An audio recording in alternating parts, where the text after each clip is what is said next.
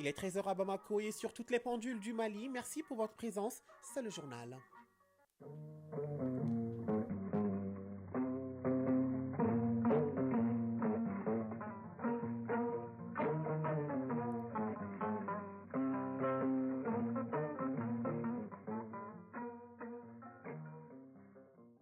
Le journal. Moussa Papa Aïdara. L'AES est une nouvelle création de portée historique qui va faire le bonheur de nos peuples. C'est ce qu'a affirmé hier le Premier ministre Dr Choguel Kokala Maïga lors du grand meeting de soutien à la création de l'Alliance des États du Sahel. Occasion pour le chef du gouvernement de vanter les potentialités des pays de l'AES. Bientôt, les projets du code pénal et du code de procédure pénale seront soumis au vote des membres du CNT. Mais avant, ils sont en conclave avec l'appui du ministère en charge de la justice pour mieux cerner le contenu des deux instruments de justice. Dans une quinzaine de minutes, on se laissera guider par Alpha Maïga pour découvrir le village de Arawan dans la région de Taoudéni. Il nous promet un aperçu des objets d'art, la caravane des chameaux, entre autres. En sport, c'est ce samedi au stade du 26 mars que se déroule la 10e édition des championnats nationaux cadets d'athlétisme. Et en football, compétition africaine des clubs de la CAF, la dernière journée des matchs de poule se joue ce week-end. Et puis, actualité hors de nos frontières, au Tchad, la mort de Yaya Diallo sème le trouble et l'inquiétude dans un contexte préélectoral. Et puis, Madagascar, près de 11,5 millions d'électeurs attendus aux urnes cette année. Les résultats de la révision annuelle de la liste électorale ont été également dévoilés. Mesdames, Messieurs, bonjour et bienvenue à cette session d'information.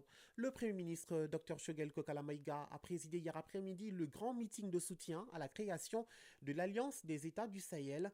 L'initiative est du M5 RFP. C'est une opportunité de saluer ce choix stratégique opéré par les chefs d'État des trois pays, c'est-à-dire le Mali, le Niger et le Burkina Faso. Par ailleurs, le président du comité stratégique, non moins Premier ministre, affirme que le M5 RFP se porte bien. Le point avec Youssouf Diakité. La création de l'Alliance des États du Sahel est un ouf de soulagement pour l'ensemble de la population de la zone du Sahel. C'est par ces mots que le Premier ministre a introduit ce meeting de soutien à l'Alliance. L'Alliance des États du Sahel a été créée pour aider à contrer d'éventuelles menaces ou agressions extérieures. Dr Choguel Kokala Maïga, Premier ministre. L'AES, c'est une nouvelle création de portée historique qui va faire le bonheur de nos peuples. Nous avons 3 présidents, il faut qu'on conceptualise leur vision. Théoriser, mettre dans la tête des jeunes et des intellectuels. Parce que dans un pays, il faut théoriser, conceptualiser pour le peuple. Les discours passent, mais les messages restent. L'AES, c'est la plus grande richesse de la CEDEAO. On va être le premier producteur d'or en Afrique, le Mali et Burkina réunis. Premier producteur de coton, espace 2 800 000 km². Si on travaille, on sera l'un des meilleurs bientôt. Le deuxième pan du meeting était relatif aux questions en rapport avec le M5 RFP. Pour le chef du gouvernement, le mouvement se porte bien. Dr Choguel Kokala Maïga. J'avais dit au début à tous les responsables du M5 que l'après-transition, personne n'a le droit de discuter sans que je ne parle avec le président de la transition. Si on s'entend qu'il y a quelque chose, je vais leur rendre le résultat. Celui qui est d'accord, il suit. Celui qui n'est pas d'accord, il fait autre chose. Mais si on fait des plans dans leur dos, c'est de la trahison, je ne suis pas là-dedans. Quand je suis venu, le respect qui m'a été donné par le président, aller parler à l'ONU, tenir les assises, on ne peut pas dépasser ça. Notre objectif, c'est de prendre Kidal. On a pris Kidal. Maintenant que Kidal est pris, le président a mis en place la commission intermalienne. On se retrouve tous pour reconstruire la paix. Parce que la paix, tout le monde ne peut pas la construire. Tous les Maliens doivent venir faire l'union sacrée autour du président de la transition. L'Alliance des États du Sahel est un pacte de défense mutuelle conclu entre le Mali, le Niger et le Burkina Faso le 16 septembre 2023. Les membres du Conseil national de transition s'imprègnent du contenu des projets du Code pénal et du Code de procédure pénale. Une rencontre de concertation a été organisée par le ministère de la Justice et des Droits de l'Homme à l'intention des membres du CNT pour leur permettre de partager ces deux instruments juridiques qui comportent quelques avancées. Ces textes qui seront soumis bientôt au vote des membres du CNT avaient été adoptés lors du Conseil des ministres du 11 octobre 2023. On en sait plus avec Mamadou Fane. Après 22 ans de pratique, l'actuel code pénal et le code de procédure pénale ont montré leurs limites. Un nouveau projet de code a été élaboré par les autorités de la transition qui, avant son adoption par le CNT, doit être partagé par les membres de cette institution. D'où cet atelier de concertation des membres du CNT, Boubacar Sidiki Diarra H, secrétaire général du ministère de la Justice et des Droits de l'Homme. Depuis une dizaine d'années, notre pays connaît un regain de criminalité sous diverses formes, notamment le terrorisme et la criminalité transnationale organisée. D'où la lutte contre ces phénomènes requiert la mise en place par les pouvoirs publics d'un dispositif juridique et institutionnel moderne et efficace. Au centre de ces instruments juridiques répressifs figurent en bonne place le code pénal et le code de procédure pénale. Suleiman D, président de la commission loi du CNT. Le Conseil national de transition, à travers la commission que je dirige, a engagé les séances d'écoute. Nous avons écouté 58 entités, 183 personnes et ressources. Et aujourd'hui, nous sommes dans une phase où nous partageons nos conclusions avec les forces vives de la nation à travers déjà les membres du CNT pour que chacun puisse s'approprier ces dispositions nouvelles et que chacun puisse nous remonter les inquiétudes, les observations, les contributions utiles pour que ces textes soient beaucoup plus fouillés, beaucoup plus consensuels. Assarid Ag Imbarkawan, premier vice-président du CNT. Les nouveaux projets de code pénal et de code de procédure pénale élaborés par les experts de notre pays sont les fruits d'une analyse critique des défis actuels et d'une volonté affirmée d'optimiser l'efficacité de notre politique pénale en intégrant des innovations majeures telles que le renvoi à la Constitution pour les sanctions des fautes de haute trahison. Ce séminaire d'immersion démontre notre engagement envers les valeurs démocratiques et constitutionnelles qui fondent notre État. Le département de la justice et des droits de l'homme espère ainsi mettre à la disposition des praticiens un outil de travail moderne et efficace répondant aux préoccupations des citoyens. Autre actualité, la société civile malienne à l'école de la réforme du secteur de sécurité, ainsi les membres de l'Alliance Just Future renforcent leur capacité sur la stratégie nationale de la réforme du secteur de la sécurité. L'initiative s'inscrit dans le cadre d'un partenariat entre le réseau ouest-africain pour l'édification de la paix et le commissariat à la réforme du secteur de la sécurité. L'objectif est de faire d'eux des ambassadeurs bien outillés pour une plus grande participation dans la gouvernance sécuritaire locale. Mariam Koulibaly.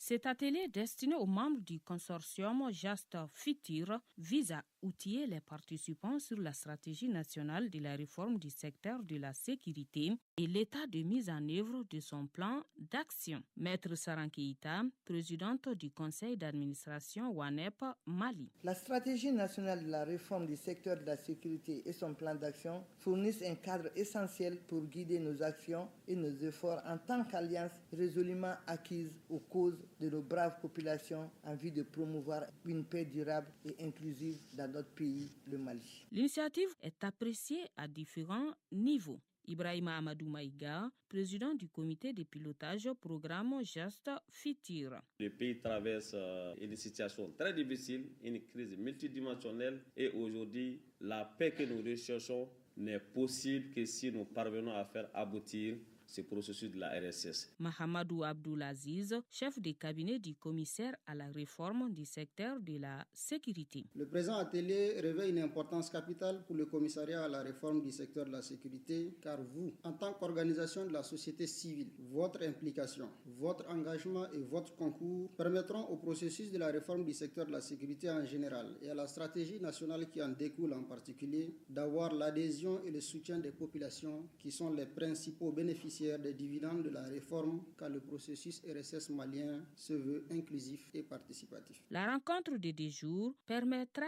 ainsi aux acteurs de la société civile de s'approprier les questions sécuritaires du moment. 13h09 sur un tout autre plan. La Cité des enfants de Bamako a tenu sa 29e session de son conseil d'administration. Au menu des échanges, l'état d'exécution des recommandations de la session précédente, mais aussi les résultats obtenus dans l'exécution du plan d'action 2023. Malgré les difficultés d'ordre financier, la Cité des enfants a pu exécuter son budget à hauteur de 96,92%. Inaba. Au regard du bilan, la Cité des enfants a pu réaliser 12 activités au titre de la participation et de la protection de l'enfant, ainsi que le renforcement de capacités de ses agents. Mandiou Sango, secrétaire général du ministère de la Promotion de la femme, de l'enfant et de la famille. Grâce à votre perspicacité et vos méthodes de gestion des affaires, il est loisible de constater que la Cité des enfants est en train d'avancer. Cela se traduit par la richesse et la diversité des activités engagées par sa direction en faveur de ses nombreuses cibles, faisant de la Cité des enfants un carrefour de rencontres, d'échanges, d'apprentissage et de loisirs propres aux enfants. Malgré les contraintes budgétaires liées à la crise institutionnelle et sécuritaire, la Cité des enfants a pu exécuter son budget à hauteur de 96,92%, avec un taux de recouvrement en recettes de près de 97%.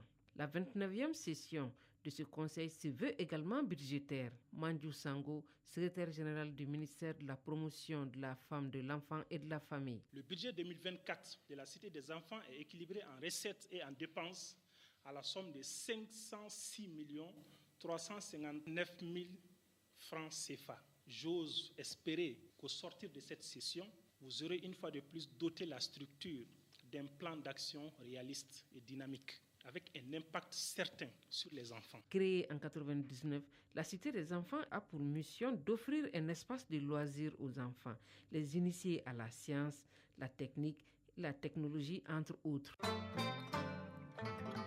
Actualité sur la scène internationale à présent au Tchad. La mort de Yaya Diallo sème le trouble et l'inquiétude dans un contexte préélectoral. L'opposant a été tué mercredi 28 février lors de l'assaut donné par l'armée contre le siège de son parti. Si les Djamenois vaquent de nouveau à leur activité, une profonde inquiétude persiste jusqu'au sein des cercles de pouvoir et chacun s'interroge sur les possibles conséquences sécuritaires et politiques de la mort de l'opposant à 10 semaines de l'élection présidentielle. Plusieurs bulldozers étaient à pied d'œuvre hier pour démolir le siège du Parti socialiste sans frontières où son président Yaya Diallo a été tué. Au soir, il ne restait plus qu'un champ de ruines. Madagascar, près de 11,5 millions d'électeurs attendus aux urnes cette année. Les résultats de la révision annuelle de la liste électorale ont été dévoilés hier. Ce processus qui a eu lieu chaque année a pour objectif de nettoyer la liste électorale nationale et d'ajouter les personnes jusque-là non inscrites. Une étape importante en cette nouvelle année électorale. En main se tiendront les élections législatives suivies en novembre des élections communales. Obsèques de Navalny. Des milliers de personnes ont fait leur adieu à Alexei Navalny lors de ses funérailles à Moscou hier, malgré les mises en garde du porte-parole du Kremlin, Dmitri Peskov, qui avait averti de potentielles sanctions en cas de participation à toute manifestation dite non autorisée. Selon Françoise Dossé, directrice d'études à l'école des hautes études en sciences sociales et spécialiste de la Russie, le mouvement de contestation peut ressurgir. Primaire républicaine aux États-Unis avant les nombreux États qui votent mardi 5 mars pour le Super Tuesday. Les républicains de Washington votent tous ce week-end pour désigner leur candidat à l'élection présidentielle, pas forcément comme ceux du reste du pays. Dans les districts de Columbia, les républicains sont tellement peu nombreux qu'ils ont un seul bureau de vote installé pour 3 jours dans un grand hôtel du centre-ville. C'est là qu'Ikin Haley, dernier adversaire de Donald Trump, est venu rencontrer les électeurs locaux en expliquant qu'avec l'ancien président, la défaite est assurée.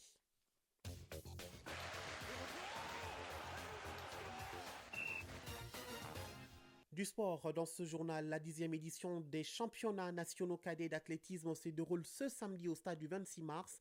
En football, compétition africaine des clubs de la CAF, la dernière journée des matchs de poule se joue ce week-end. Et sur le plan national, la phase fédérale de la Coupe du Mali saison 2023-2024 démarre également aujourd'hui. La synthèse de l'actualité sportive, c'est avec Famourou Djourté. La phase fédérale de la Coupe du Mali de football, la saison 2023-2024, démarre ce samedi. 10 matchs sont au programme à 15h30 un peu partout à l'intérieur du pays. Quelques affiches peuvent être intéressantes, notamment Atar Club de Kidal AS Real sur le terrain de l'ASB, Binga FC AS Mandé sur le terrain de l'AS Real, Stade Malien de Sikasso Afrique Football Elite ou encore AS Alençon de Koutiala contre AS Bakardian de Baraouli.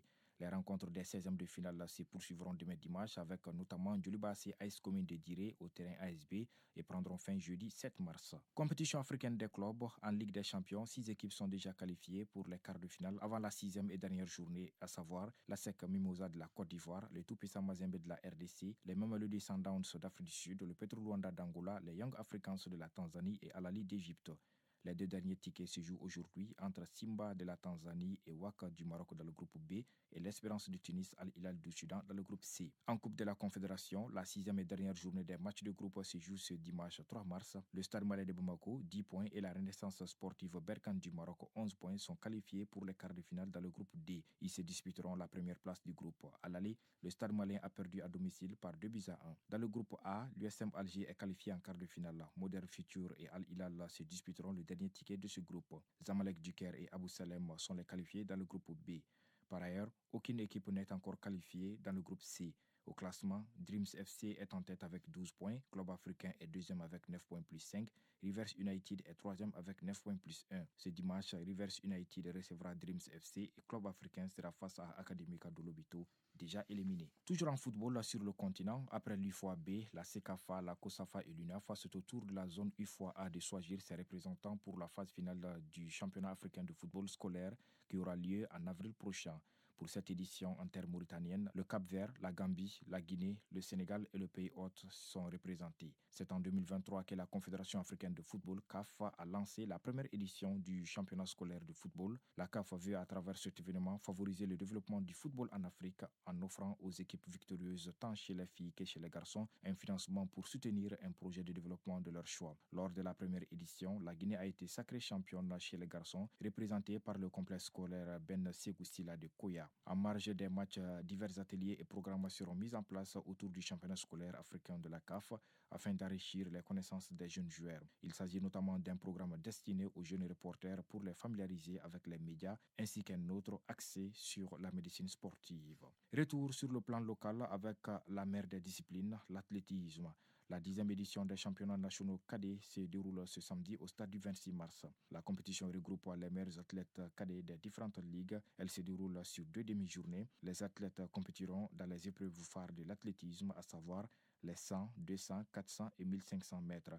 Les concours de saut et de lancer de poids en plus des relais. Notons que cette compétition marque la rentrée des classes au niveau de la Fédération malienne d'athlétisme. Chronique Culture et Société. La chronique Culture et Société nous fait voyager dans le Tanezouroufé, autrement dit le désert dans le désert, c'est à Arawan, dans la région de Taoudéni. Il est question des potentialités touristiques, artistiques et culturelles que nous allons révisiter, notamment les objets d'art, la caravane des chameaux avec le Selgem ou encore Aloré, c'est-à-dire le banco naturel plus endurant que le Sima. Laissez-nous tout simplement guider par Alpha Maïga. Arawan ou Arawa est un petit village dans la partie malienne du Sahara à 260 km au nord de Tombouctou sur la route de Taoudéni. Arawan est un mot tamashek. Sidi Ali Ould Banya, chef coutumier. Qu'on appelle Ahl Arawan, de sédentaire en mode nomade. Arawan a été créé par des communautés qu'on appelle la Turbi Imarcharan. Au fil du temps, le Cheikh Sidi Ahmed Agada qui est venu a créé, a donné à Arawan une autre envergure intellectuelle islamique. On a beaucoup de manuscrits à Arawan. Docteur Abdel Kader Aïdara, homme de culture. Cheikh Sidi Ahmed Agada, qui est le fondateur, qui est un grand saint connu. Et ses descendants, ils sont tous des grands cadis, des grands écrivains qui ont laissé beaucoup de manuscrits, qui ont laissé vraiment un grand patrimoine écrit aujourd'hui qu'il faut valoriser. Arawan est aujourd'hui un village autour duquel vit une population nomade constituée de tribus arabo-berbères, une ville cosmopolite. Ahl Arawan est une fusion d'Arabes, de Soraï, de Bamana, de Moussi, d'Arabes. C'est pour cela aujourd'hui Arawan devient une mosaïque en plein désert où la langue Soraï, où ils ont leur propre dialecte qui est différent et du Soraï et de l'arabe. Arawan a connu le temps de l'utilisation prédominante des dromadaires pour le transport à travers le Sahara. Il était très important en raison de ses puits profonds. Un dromadaire est utilisé pour extraire l'eau. les Maures rassemblent leurs dromadaires tous les 6 jours pour les abreuver au puits aux environs du hameau. Arawan est une escale touristique pour les voyages dans le nord du Mali en caravane. Les fils d'Arawan ont commencé à parler de développement d'Arawan. Ils ont commencé à construire. Ils ont construit là-bas beaucoup de choses déjà. Mais il y a Aljou, Bouge, qui est en train de collecter tous les objets d'art de Arawan. Des objets d'art qui sont très très rares. Vraiment, il a fait des efforts depuis des années et des années. Il a pu collecter ces objets d'art qui sont très très importants. La seule et unique activité dans le passé, c'était vraiment la caravane qui quitte Tombouctou. Le tronçon est connu, c'est de Tombouctou qui passe par Arawan. Obligatoirement, tous les caravaniers passent par Arawan avant d'aller à Taoudani. Et de vice-versa, aller comme retour. Mais aujourd'hui, le monde évolue aussi, il faut que les hommes évoluent. Aujourd'hui, la caravane commence à disparaître. Si, par le passé, le Selgem de Taoudeni est drainé au sud, vers Sansandeng sur les rives du Djoliba, dans les jours à venir, les ignames de Sikasso devront se retrouver sur les dunes de sable dans le nord du Mali. Pour y arriver, écoutons l'artiste d'Arawan. Merci Alpha Maïga. Sur tous les pendules du Mali, il est 13h20. Voilà l'essentiel de ce que vous avez en droit de savoir pour cette deuxième édition. Présentation Moussa Papa Aïdara, mise en onde Alimata Ouattara, mise en ligne Sékou Traoré, réalisation Bourama Traoré. Merci à tous pour votre attention. À 19h30, c'est le prochain rendez-vous de l'information. D'ici là, prenez soin de vous et des autres. Et n'oubliez surtout pas, gardez le sourire. Quoi qu'il arrive, bon week-end à tous sur le RTM.